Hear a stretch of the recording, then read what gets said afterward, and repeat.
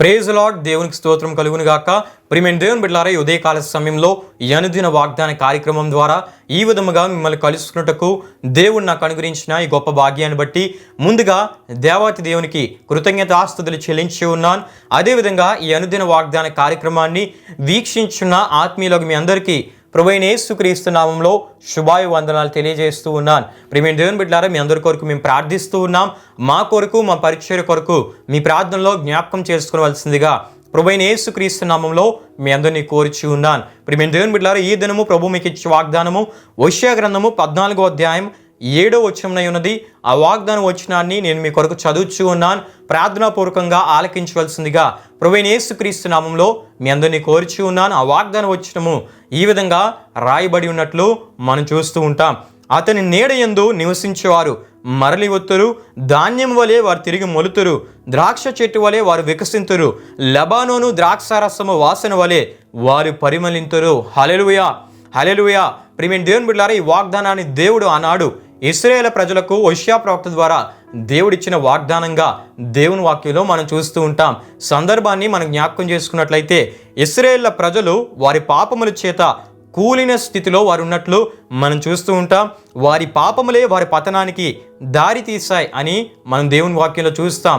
అయితే వారు పశ్చాత్తాపపడి దేవుని తట్టు తిరగడానికి దేవుడు తన ప్రవక్త అయిన హోషేయ ద్వారా దేవుడు వారికి అవకాశం ఇస్తూ దేవుడు వారితో మాట్లాడుతూ దేవుడు ఏమని మాట్లాడుతున్నారంటే, పాపంలోనే ఉంటూ మీరు అర్పిస్తున్న అర్థం లేని బలులు అర్పణల కంటే దేవుడు ఏం కోరుతున్నాడని దేవుడు చెప్తున్నాడంటే, విధేయత, స్తుతి, హృదయ పరివర్తన, దేవునిలో సంపూర్ణ విశ్వాసమే దేవుడు కోరుతున్నాడని హోషేయ ప్రవక్త ద్వారా ఇశ్రాయేలు ప్రజలతో మాట్లాడుతూ ఆయన తెలియపరుస్తున్నట్లు మనం చూస్తూ ఉంటాం.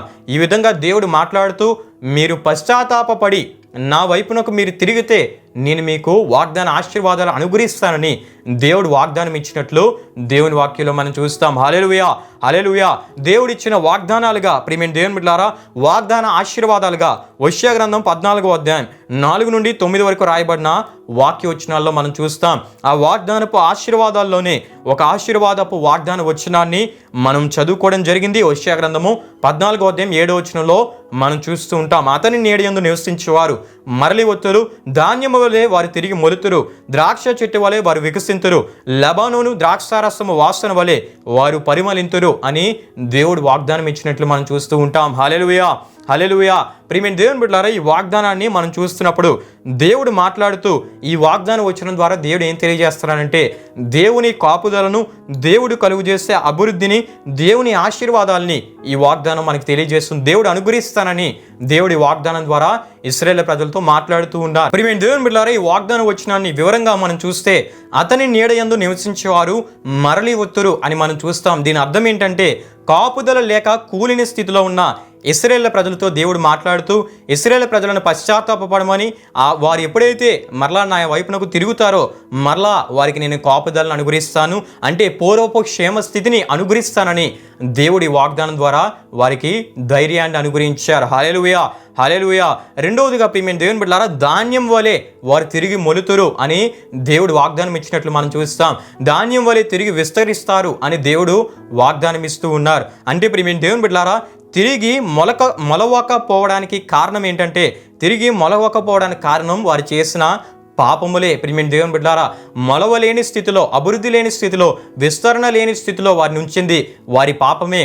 మీరు దాన్ని విడిచిపెట్టి నా వైపునకు వస్తే దేవుడు మాట్లాడుతున్నారు. ప్రియమైన దేవుని బిడ్డలారా, ఈ తిరిగి మొలవలేని స్థితి అంటే కరువు స్థితి, సారము లేని స్థితి, సమృద్ధి లేని స్థితి, తృప్తి లేని స్థితి, దీని నుండి విడిపించి, దీని నుండి తొలగించి దేవుడు అంటున్నాడు, ప్రియమైన దేవుని బిడ్డలారా, మొలవలేని శాపకరమైన స్థితిని తొలగించి తిరిగి మొలిచే స్థితిని అనుగ్రహిస్తానని దేవుడు వాగ్దానం ఇస్తూ ఉన్నారు. హల్లెలూయా, హల్లెలూయా.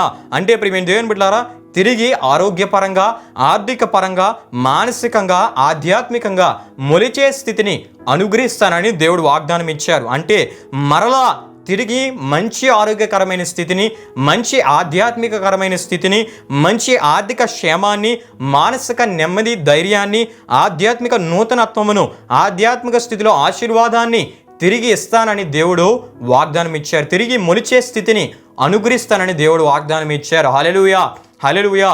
మూడవదిగా మనం చూస్తున్నప్పుడు ద్రాక్ష చెట్టు వలె వారు వికసింతురు అని దేవుడు వాగ్దానం ఇచ్చారు. వికసించే స్థితి అంటే అభివృద్ధిని సూచిస్తూ ఉంది.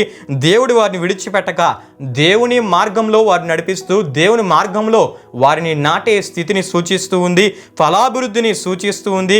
అంతేకాకుండా వికసించడం అంటే మారు మనసుని సూచిస్తుంది, ఆత్మల సంపాదనని సూచిస్తుంది, పరిశుద్ధాత్మ అనుభవంలోనికి వారిని నడిపిస్తానని దేవుడు ఇస్తున్న వాగ్దానంగా ఈ వాగ్దానాన్ని కూడా మనం చూస్తూ ఉంటాం. హల్లెలూయా, హల్లెలూయా.